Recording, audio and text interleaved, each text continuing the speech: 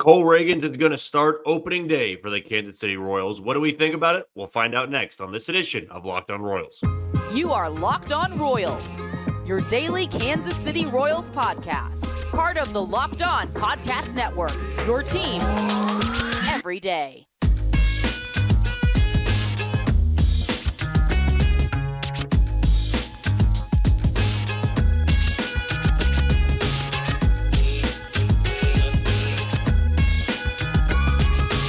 Thank you for tuning in to another edition of Locked On Royals on the Locked On Podcast Network. As always, I'm your host, Jack Johnson. You can find me on Twitter or X at JohnnyJ_15. That's at JOHNYJ_15. It's also very easy to find us on wherever you get your podcast. That can be Spotify, Apple Podcast, Amazon Music, Google Podcast. We're also on Odyssey and we're on YouTube. Just be sure to hit that follow button and subscribe. If you're a first-time listener, of course, welcome in. We love new listeners here on the Locked On Royals channel, even as we get closer to opening day, where we don't care how late you're joining the party. If you've never listened to us before, we always love to hear from new listeners, new followers, and what you think of this podcast. But if you want to know a little bit more about me, I'm based here in Kansas City. I work at Sports Radio 810 WHB. Got a show once a week over there and stay very busy in the producing world. But you know, when you click on this podcast, when you come here to either YouTube or you go to Spotify, Apple Podcast, wherever you may be listening, you know that you are getting 30 straight minutes of Royals baseball. Again, the questions and comments can always be left on YouTube, or you can shoot them over to me at JohnnyJ_15 on Twitter or X. Well, how about some late Sunday night news for everybody? And maybe some news that we never thought was going to be possible. And that is that Cole Ragans will be the opening day starter for the Kansas City Royals 11 days from now. He's going to go toe-to-toe against Pablo Lopez of the Minnesota Twins. And it's something that we dreamed of here on the podcast. This was something that we really wanted to just speak into existence. That's what we were trying to do here, right? I think going back to December, I thought, well, there's no need to make him the opening day starter. There's no need to put this pressure on Cole Ragans so early in his career. Then I slowly had a change of heart and thinking, well, why not? Why would we not put Cole Ragans as the number one? He's hearing all of this talk about being a dark horse for the Cy Young. We know how good his stuff can be. I mean, he, by every single metric, every definition, would be an ace of this staff. And aces don't start on the third game of the series. They don't start on game 2 of the series. They start on game 1. And the Royals made the right choice here, in my opinion. They are rewarding the pitcher he is now. They are rewarding what he was last year, right? And as much as I love the pickup of Michael Wacha, as much as I love the pickup of Seth Lugo, they're not the ace of the staff. Cole Ragans, even in his limited experience in the big leagues, is the ace of this staff. And the Royals decided doesn't really matter if he's never been a full-time starter before. Doesn't really matter if he's never had a 30-start season in the bigs. That doesn't matter. What matters is who your best pitcher is. That is who goes on opening day. Who is the best arm in your rotation? Not who's the most experienced, right? Not who, feels like is the safest bet. No, it's your best pitcher. And that is Cole Ragans for Kansas City. I really was caught off guard a little bit. I thought the way it was lining up, because we talked about this in one of our podcast episodes earlier in the week, might have been in yesterday's episode, now that I think about it. I thought it was going to be Wacha. I led everybody in the wrong direction. I thought it was going to be Michael Wacha because the way it was lining up every single fifth day, and I also thought, maybe the Royals weren't going to make that jump just yet. They weren't going to hand Cole Ragans the keys and say, you are the top dog, you are the ace. We brought in Lugo, we brought in Wacha to be the number 1 and the number 2 of the rotation. You can take a back seat. It wasn't something that I thought was going to be the best move, the smartest move, but I thought it would be a move that the Royals wanted to do. The Royals would typically do something like that. But they didn't.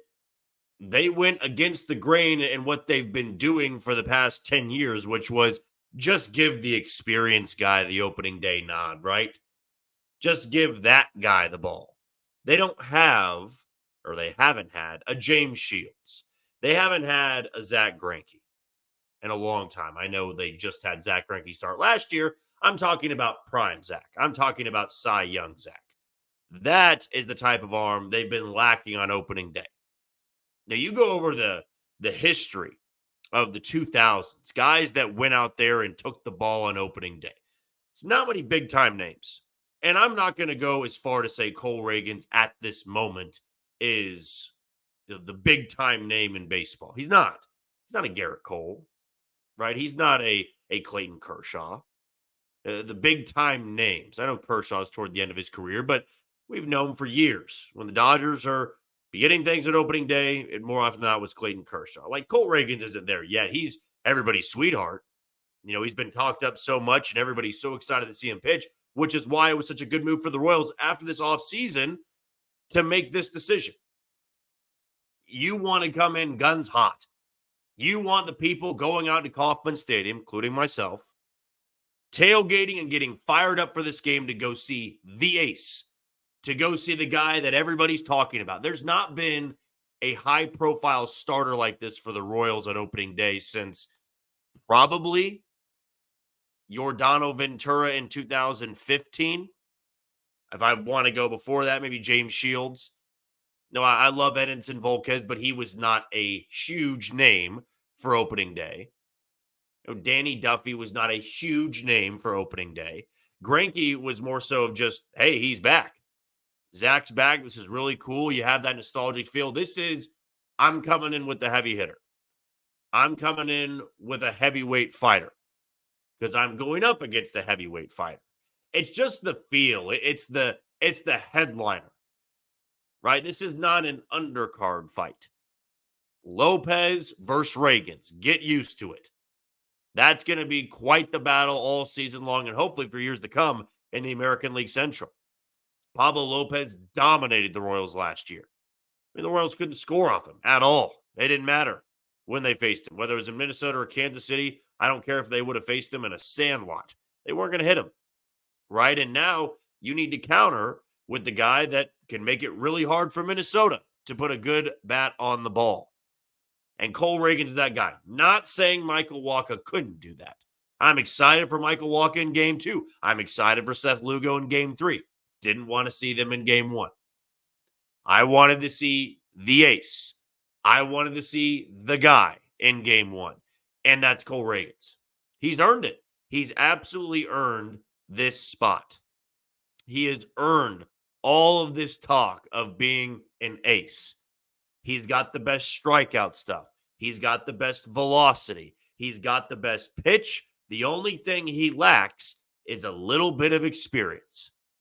But does that really matter for Game 1 of 162? No, it's about the name. It's about getting people into Kauffman Stadium and feeling juiced up and feeling fired up about what this team had done in the offseason and what they plan to do this year. If Cole Ragans would have started in Game 2, I mean, think about the energy in Kauffman Stadium from Game 1 to Game 2, and across baseball for that matter. Game 1 is going to be either a sellout or really close to it. You want your big name arm on the mound. Game 2, as long as you've got decent enough weather, will be half that. That's just the way it's always been. A lot of casuals, a lot of guys that don't really go out to the games that much, or a lot of families, a lot of men or women that decide to go to Royals games. Opening day may be their only one, right? There's a chance. It's an event, right? It's an event. It's something that's supposed to be enjoyable, memorable, and this is a memorable game. After this offseason, everything they've done, this was an excellent move. This was the cherry on top. Something I didn't think the Royals would do, to be honest with you.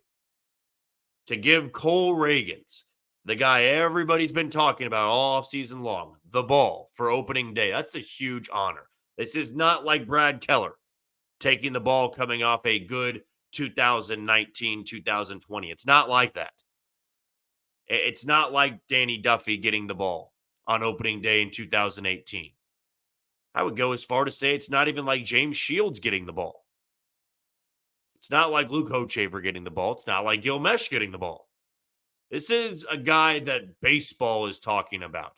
A big name arm with huge expectation.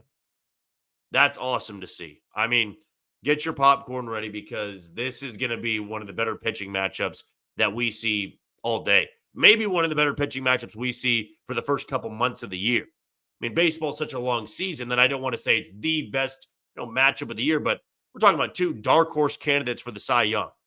There's going to be two Cy Young guys battling it out later on, but these are the guys that are the dark horse picks. Ragans, Lopez. It's a heavyweight fight. Glad the Royals made this move and will save Michael Watkins, Seth Lugo for Game 2 and Game 3. All right, we're going to take our first break of the show. When we come back, let's talk about those Royals prospects who won on a walk-off against the Brewers prospects in the breakout game. We'll talk about that next on Locked On Royals. You are tuned into Locked On Royals on the Locked On Podcast Network. I'm your host, Jack Johnson. You can follow me on Twitter or X at JohnnyJ_15. That's at JOHNYJ_15. You also can catch us on wherever you get your podcasts. That can be Spotify, Apple Podcasts, Amazon Music, Google Podcasts, Odyssey, and we're on YouTube. Just be sure to hit that follow button and subscribe. Well, of course, the big time news this evening was Cole Ragans being named the opening day starter for the Royals coming up here in about 11 days. He actually took the ball in a loss to Milwaukee earlier tonight. Didn't think, except for one inning, that he was bad at all. He gave up 4 runs, struck out 6, walked only 1 in 4 2/3 innings. Said in the postgame he felt great, felt like he had good stuff, and still was working on some stuff, tinkering with some stuff, which is what the top arms in the rotation do in spring training. And now he might have one more start before his true first start of the year against the Minnesota Twins in 11 days. But another big-time story was the Royals prospects going head-to-head with the Milwaukee Brewers prospects in the breakout game. And, I honestly thought this was a good opportunity to showcase a little bit of the skill that you had. Of course, that's the goal of what the breakout games were about, all these prospects. Baltimore headlined with all these top 100s. Chicago's got a loaded farm system. The Royals just simply didn't. But it was an opportunity for a lot of the guys the Royals just drafted to show how they could handle a top 100 prospect on the mound in a spring training exhibition game. It's like a scrimmage, but it's still an opportunity to showcase what you can become. Now, the talk of Kansas City right now is not about the farm system. It's not about the minor leaguers. One day, you hope it can be that we can start bringing that farm system, Northwest Arkansas, Quad Cities, Omaha, back on the map of, wow, you got to catch some of these guys. You got to watch some of these guys play because they're that good. They are the next crop of Kansas City. But a lot of failed prospects, a lot of misses in the draft have led us to not really give much care to it. And that's unfortunate because the fan can only be talked up so many times. And I've actually done it myself. I've done it this entire offseason. I'm talking this team up, Kansas City, not the minor league affiliates, not any of the prospects. I've done that. Okay, but for the big league ball club, I've talked it up. Hey, it's fun to believe in this team, believe in what they're doing. But I've never blamed anybody for being like, well, I've seen this song and dance before. I've heard this politician speech. Hey, believe in us.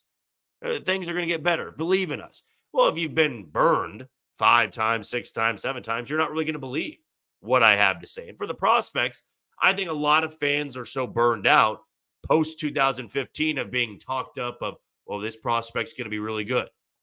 This guy's going to be in part of the next core, and then they don't really become that top guy we all thought. I mean, I was as confident as anybody in that 2018 class that Singer, Kowar, Lynch, Bubich, all those guys were going to headline this rotation and be top-end guys. Like, this was the next wave. They're all going to come up together, win together. I believed in the minor league numbers, and it didn't work out.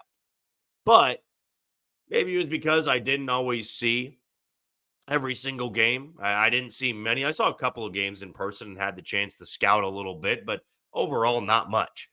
this breakout game was a good opportunity to say, hey, this is the bottom floor, right? The Royals farm system is near the bottom of all of baseball. They're not getting a lot of respect. And some of these guys are brand new to the system. So it's their chance to rewrite this narrative for Royals minor league players or Royals minor league prospects. They did not get any credit this offseason.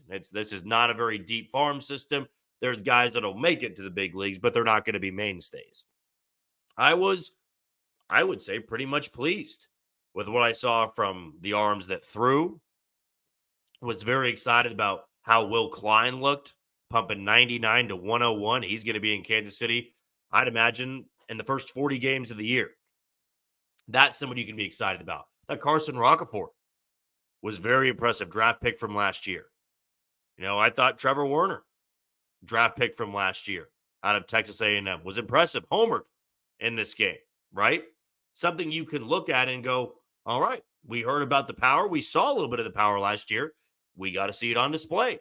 We got to see it showcased. Noah Cameron, I thought, looked really good on the mound. Had a little bit of a velo spike. So those little things were cool to see. Blake Mitchell's in the game. Blake Mitchell's behind the plate, and he didn't, shine in front of everybody, but it's also hard to do in a showcase like this. But they won the game. And even though it's an exhibition, even though it's spring training, it's just something to watch. It's new blood. It's fresh blood. You're not hearing the same prospects over and over and over again. And quite honestly, that's something we became accustomed to in 2018, 19, 20, 21. We were hearing the same names over and over again. This was cool for the Royals that a lot of the guys that you may not be familiar with are getting this chance, are getting this opportunity to go and play in front of fans, in front of their front office members, their bosses, basically, coaches, major league players for that matter, some that would stick around to watch them play. It's a great opportunity for them. It's cool for them. And that can give you this breath of fresh air before the season starts. I'm looking at the Royals farm system a little bit differently now. Not because of one game, but because I'm starting to identify different prospects.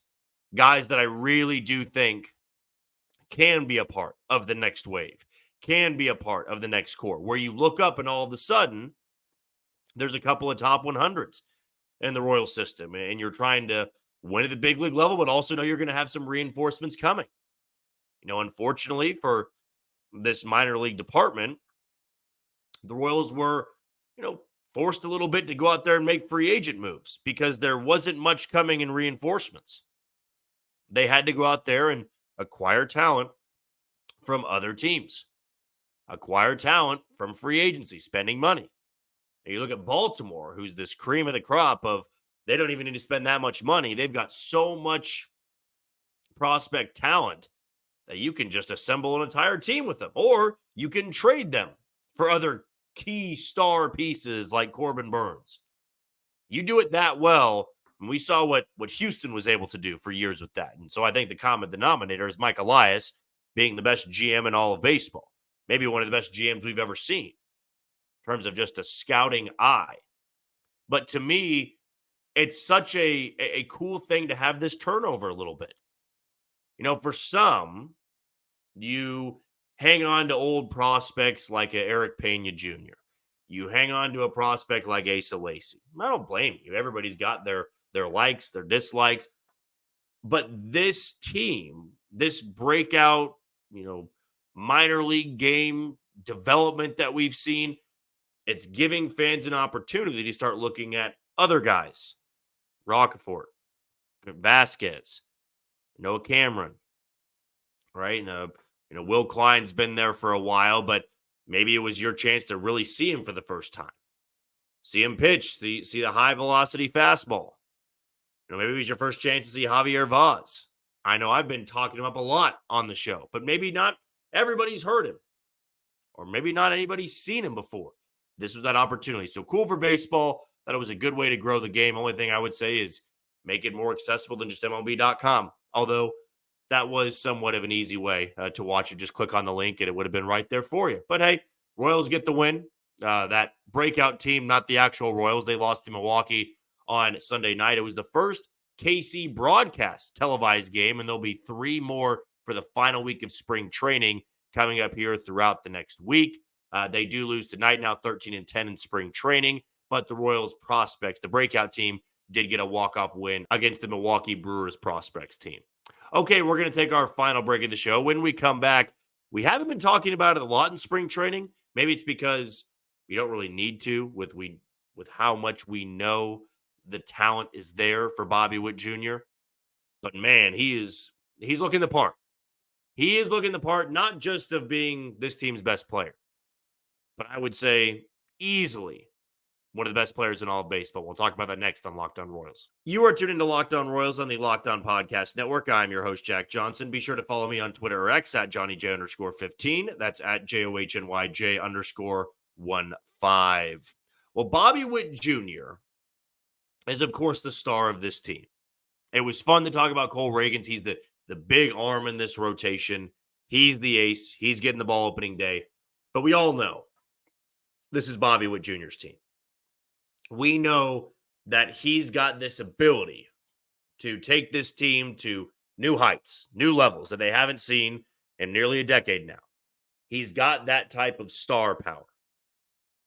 But what has been really, I think, cool to see coming off this offseason, and you're wanting guys to play well, but you also stay reserved because spring training is not going to be known for, hey, he was really good in spring training, he's going to be really good in regular season, right? You don't want to be remembered for your good spring training numbers because they don't matter. They're all exhibition games, right? We've talked about that over and over again. There's been 23 spring training games, and I could go back and clip multiple things from past episodes of don't buy into it. Make sure for pitchers, the velo's good, the stuff looks good. I don't really care about the ERA. I don't really care about the strikeouts and the walks. You want them to look good, but I'm far more interested in how they actually look out there. The fastball velocity, the command a little bit, which I guess does go hand in hand with strikeouts and walks. So maybe I should walk that back a little bit, no pun intended. But for hitters, for position players, I just want to see the swing look good. I want to see the exit velocity be pretty high. So very comparable to a pitcher and what you expect out of them with spring training. But it's hard not to really come away with anything but hope or excitement, optimism about what Bobby Witt Jr. can become.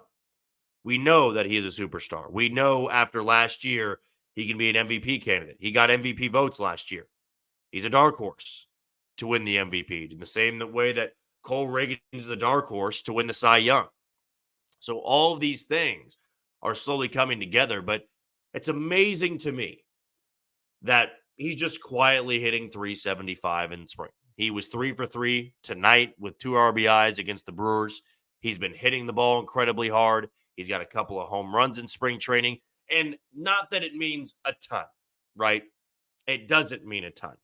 But I would also say that there could be a little bit of pressure coming off of this big time contract. You've been talked up so much by the organization. You now have the most expensive deal in franchise history. And it could be easy to go into spring training and say, well, these numbers don't matter. I don't need to prove anything. Everybody knows I'm going to be so good in the regular season, it's not going to matter.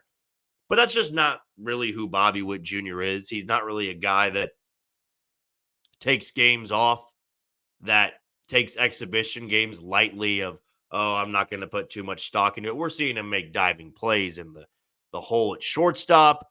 We're seeing him steal bases.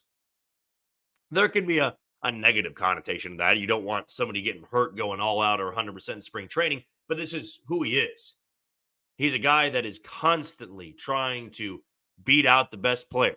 He's trying to be the best guy on the field, and that's why, he's just quietly hitting 375. He's scorching the ball and looking like the best possible version of himself before he even got into the regular season. And that is important, right? That is important to have that confidence in yourself. And I don't know him personally. I don't speak to him on a daily basis. But man, you come off this offseason of landing the most expensive deal in your team's existence And your first opportunity to showcase baseball skill again is spring training. There's not going to be much stock bought into off-season workout videos, right? Or batting cage practice or BP. We're not going to buy stock in that. I was down there watching Bobby Witt Jr. take BP in surprise before the game started. It's cool to see him swing, but I'm not going to see him swing and go, well, here it is. This is going to be a breakout season. He's going to win the MVP because of a couple of batting practice swings. No, but there is something you can take away a little bit about what he's doing in spring training. I mean, there's no rust. There's no mental lapse here. There's no mental block of, man, I've got a lot of pressure riding on me. I mean, it wouldn't have shocked me one bit if he showed up to spring training and just didn't hit that well. There's a lot going through his mind, but it's not the baseball player he is. The baseball player that he is somebody that wants this pressure, that wants this expectation. And no matter what he's playing in, whether it's a spring training game, whether it would be at any point in his career, a rehab assignment in Omaha or wherever it would be, he wants to be the best player on the field that night. That's kind of this humble approach that we have seen time and time and again. He is not a highly outspoken guy. He's very comparable to Mike Trout in that way. I think him and Mike Trout are very comparable. They've got loyalty to their team. They just want to win baseball games. They want to be the best version of themselves for that said baseball team. They're not going to be outspoken. They're not going to be cocky. They're not going to be talking trash to other players. They're just going to go quietly do what they do. And fortunately for the Royals, him quietly doing what he can do has a chance to make him an MVP. And that's the exciting part about this all is the Royals are slowly assembling this team of much, much better players than they've really ever seen before. I don't remember the last time the Royals had a guy like Bobby Witt Jr. My closest guess would be Carlos Beltran. Before that, probably George Brett. This is the type of talent you're dealing with. Cole Ragans, I don't think we've seen a pitcher like him since Ventura, I would say. I think you have to put some respect on the name of Yordano Ventura, the type of electric pitcher that he was. But in terms of skill level, in terms of how much the league talks about him, the Royals haven't had somebody like this since prime Zach Greinke. We're talking about 15 years. Slowly but surely and quietly, the Royals have assembled this team of guys that have more talent than you think, but they do so quietly. Bobby Witt Jr. and Cole Ragans are one and the same to me. They quietly do what they do, just over and over and over again. And fortunately for the Royals, it's really good. What they do is really good. And they do it better than a lot of guys in baseball. That's impressive to me. That is so impressive to me. Spring training numbers, the stats, again, they don't matter. But when you can quietly just hit 375 and nobody's even talking about it, this is going to be a guy that is fully ready to go in 11 days when the Royals take on the Minnesota Twins to kick off the 2024 regular season. Exciting stuff tonight from the Royals, from prospects to Ragans being the opening day starter and Bobby Witt Jr. doing, once again, just everything. Just doing everything he can to be the best player on that field. Well, that's going to do it for another edition of Locked On Royals on the Locked On Podcast Network. I've been your host, Jack Johnson. Be sure to give me a follow on Twitter or X at JohnnyJ_15. Tomorrow, we are finally going to be back to normal schedule. Monday through Friday, we'll be giving you guys episodes and more breakdowns of the final week of spring training in 2024. But until then, you take it easy, Kansas City.